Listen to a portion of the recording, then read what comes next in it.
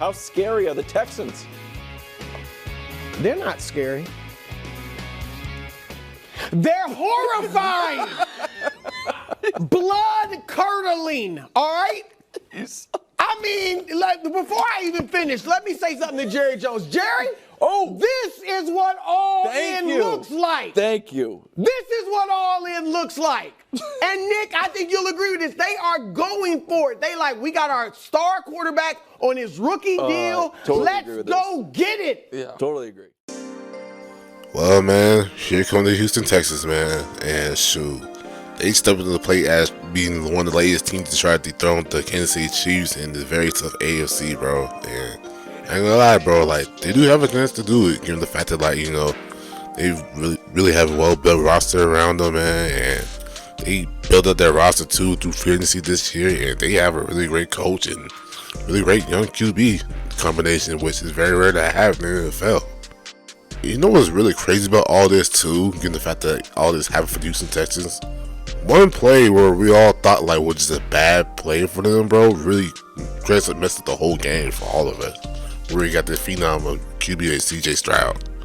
But before I start, you know, gassing out the Houston Texans and why they might actually, you know, have a chance to throw in the Kansas City Chiefs and all that type of stuff like that, let's just get the formalities out the way and say, if you mess with the video, man, go ahead, like, comment, subscribe, and share the video for more videos like this. And let's get this show on the road, man. So yeah, man, the Houston Texans, bro, like, they start, obviously I said last year they're the new it team whenever, you know, CJ Stroud started playing out of his mind for a rookie, which is very, very, very, very rare, which is starting to become a little bit more common now in the current NFL now, which is kind of like surprising when you think about it. But still, like, seeing that last year was kind of crazy to really think about, given the fact that, like, we didn't have no type of expectation for the Houston Texans, just for the fact that, like, you know, we thought they might actually bottom out last year. Now, admittedly, though, there is some people that thought that, you know, they could probably win like 7 to 8 games last year and stuff like that. But like, winning the division and winning double-digit games was not on the cards for like the Houston Texans, especially given the fact that how the offense just looked last year with CJ Stroud and like the rest of the players they had. You know, like, shoot. They just looked like a completely different team. Like, they actually looked even more explosive than when you know, Sean Watson was on the team. And that's just saying something, bro. So, like, every other team that actually has a young up-and-coming QB on their roster, bro, like, they actually showed their flash potential.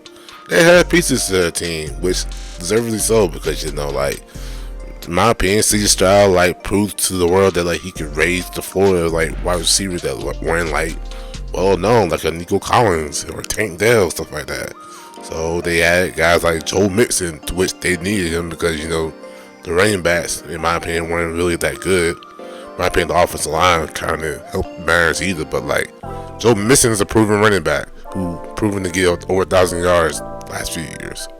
Then of course, you know, like, they also made that one big trade too, like when they traded for former Buffalo Bills player Stephon Diggs, and honestly, like, that was a great trade to me, given the fact that, like, you know, they got it for a very, very, very low price, given the fact that they only give up their future second round pick. So like, that's a fair price, even though they got to where, like, in this contract they only give him a 1 year deal basically, so he'll be free agent after next year. So this year would possibly be the best year to where, like, you know, they'll have to go for the Super Bowl unless they resign him, of course.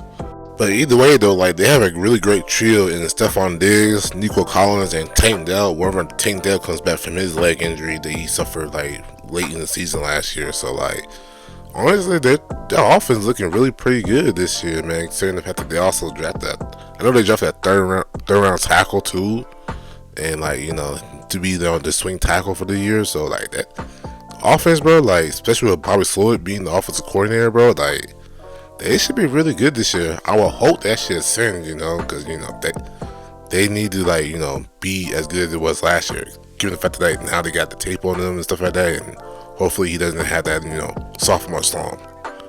Then, of course, you know, on the defensive side, you know, they made some upgrades, you know, like that. Probably the biggest upgrade they made was on the defensive line, specifically in the edge rushing position, where they're acquiring Danielle Hunter for the they actually helped pair him up with Will Anderson, the ranked defensive rookie of the year.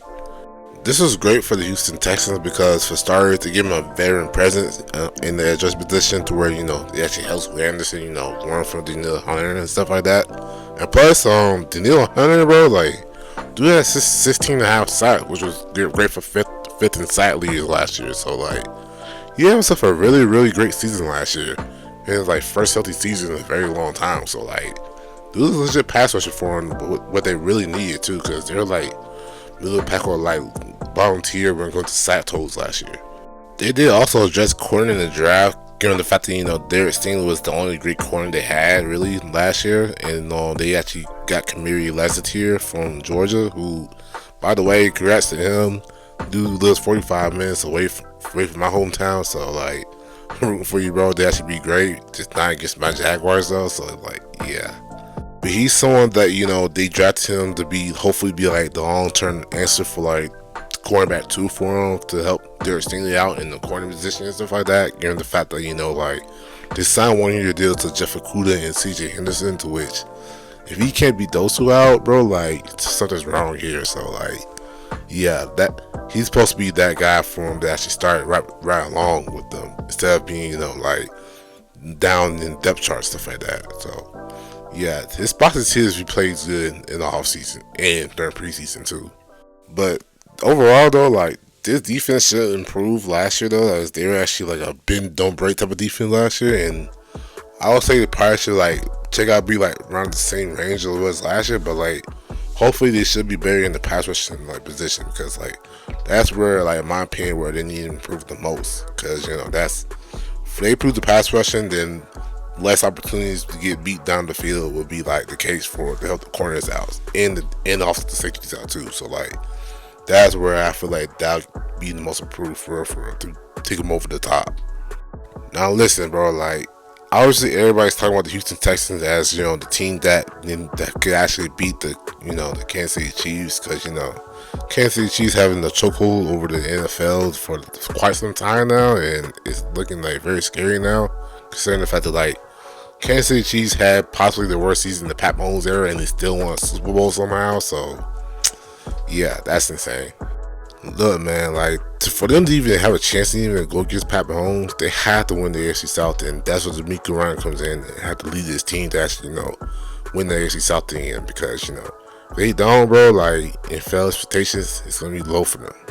This is a big year for D'Amico Ryan and CJ Stroud, because the Jacksonville Jaguars are trying to come back and reclaim the division, and the Indianapolis Colts, bro, they looked great without Anthony Richardson, and one can only tell how good can they be with him on the roster too and playing on the team. So, and then the Tennessee Titans, bro, even though they have Will Levis, bro, at least they're trying to actually do something, at least make it competitive for them. The point I'm making is, bro, is this, man.